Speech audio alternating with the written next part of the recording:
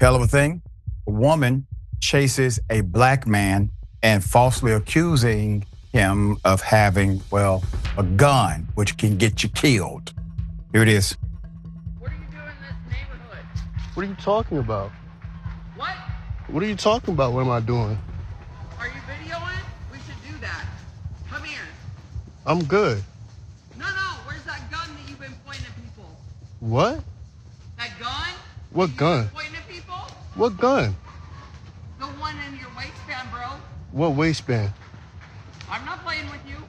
I don't have no gun. No. You need to stop. What are you talking about? You've been with people in our block, and I'm not okay with that. Who? Who? Don't worry about who. What You are been you? showing your waistband and that gun I don't have a gun. today. I don't ever have a gun. Why you with people in my block? What are you talking about? Don't play with me. I'm not playing with you. I'm not playing with you. Hey. Come here. Stop. Come here. Just stop. Did you stop some people in the crosswalk? When? It doesn't matter when. Just stop. A mother and a daughter? And you showed them your waistband? What are you No, talking about? sir. No, sir, we don't do that here. Just leave me alone. No.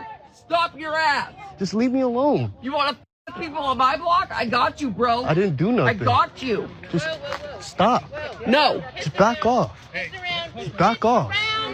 Just back off. There's kids around. Just back off. There you go. Back off. There you go, because he has you. What? He has you on video in our neighborhood. There's only one terrified human being in that video, and it is the person who is recording. Put it up full mass. We have a little bit of background to provide. Obviously, the woman pictured is not afraid of the alleged individual with the gun. According to Atlanta Black Star, a case of mistaken identity turned into a very scary situation for one black man enjoying the great outdoors. In a concerning video posted on TikTok, this happened September 29th, the Post did. An aggressive, middle-aged white woman followed a young Virginia man down a pathway in a quiet, wooded area of a public park. She proceeded to harass him and spew wild accusations while appearing disoriented. As he walked backward for yards down the isolated pathway, the baseless accusations flew. She claimed he was armed and dangerous, that he had pulled guns on multiple people, and talked in an, quote, out the mouth kind of way, end quote. His calm protesting did not deter the woman, who appeared more aggressive with each step. Now, in this moment of that interaction, this has become a life or death situation. And that's because if somebody would have overheard her saying these things and believed her narrative, they could have intervened in a way that was biased against him. Also, if a police officer would have been called, multiple cops responded, black male, wooded area, white woman making a complaint, he's armed and dangerous, pointing the gun at multiple individuals. How do you think that potentially ends? There's more. When they finally reached a clearing where a kid's baseball game was in progress, the woman's tone suddenly changed. Quote, "We should probably call the police," she said relatively calmly, despite the man calling out for help, stating she was racially discriminating against me. Quote, "No one came," end quote, "no one came to his defense," and the woman's relentless harassment continued, saying things like, quote, "I got you, bro," end quote. He has you on video in our neighborhood," she said, referring to a bystander who was close by. Quote, "For all the people saying I should have did some, I'm 6'3", 190, in an entirely white neighborhood.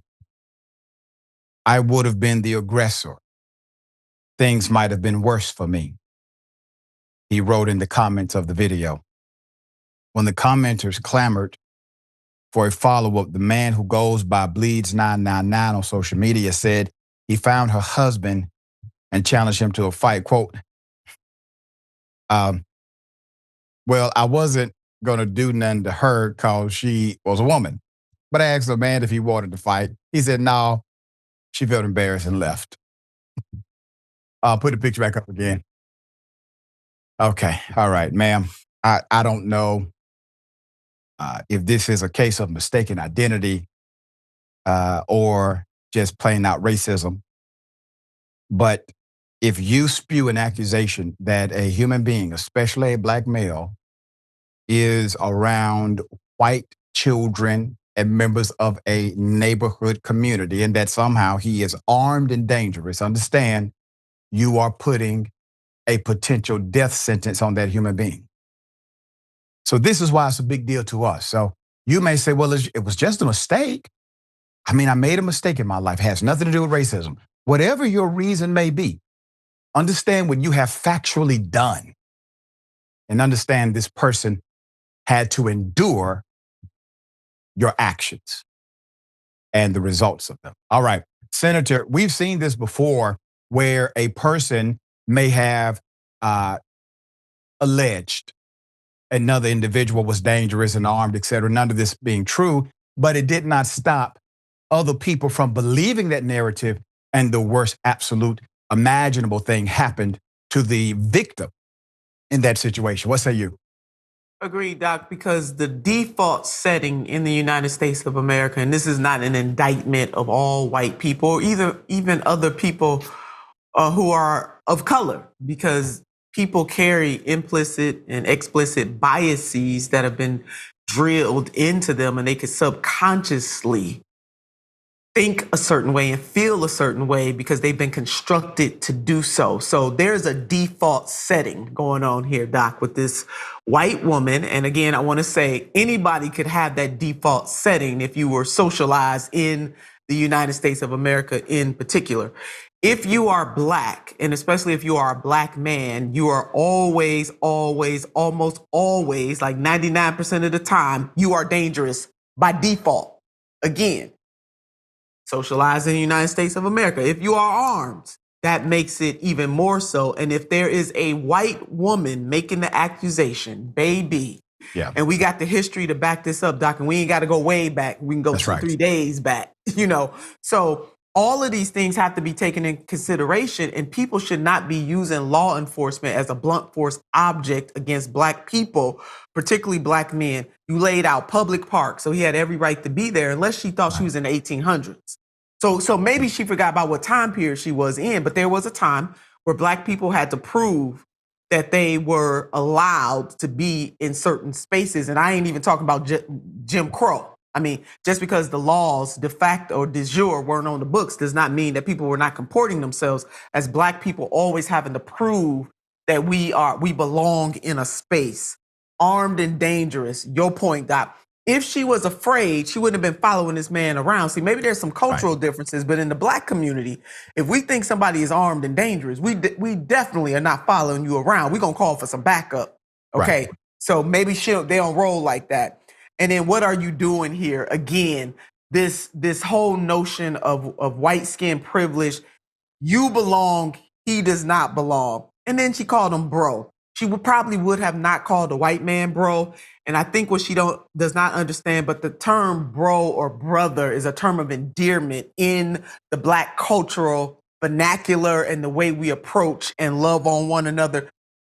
He used it as a derogatory. I want to recommend a book, Doc, for the folks, and it's called How to Be Less Stupid About Race by Dr. Crystal Fleming. Now, I'm not saying a book can solve all our ills, Doc, but I just want to start to point people in the right direction when it comes to this. I was afraid for that man, I was very afraid for him. And your exclamation point on this is she could have got that man killed, or in our vernacular, she could have got that brother, and I mean that in love, killed. Yeah. And great recommendation for a book. Let me say that. I encourage it. And also keep in mind, this person was coming out of a wooded, isolated area. where anyone who heard a woman screaming or saying this man is doing something and is violent, you instinctively want to believe that a person would not self-victimize in a way to create a victim out of somebody who's innocent. And so that's the reason that many bystanders would have an instinctive impression. And that's what makes it dangerous in the first place.